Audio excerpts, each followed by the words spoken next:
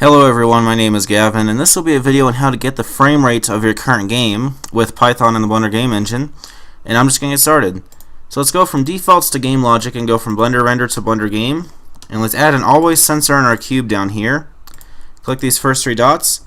The frequency will be 5 like this.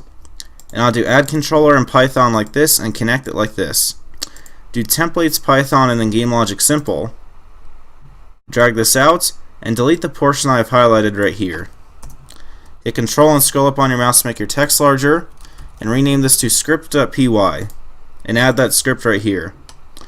What we want to do is now drag this out and let's define a variable called FrameRate is going to equal to bg.logic.getAverage frame rate like this, and let's print the frame rates to the console.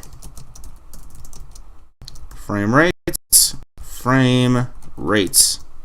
Okay, now that we have this, what we're going to do, drag this in, do window and then toggle system console again, and if we hit P now we should see a float, and as you can see right here our frame rate is jumping around from 59 to 60 frames, just pretty much around that range.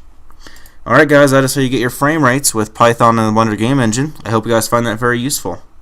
I'll drag this out so you can see the entire script, and there you go.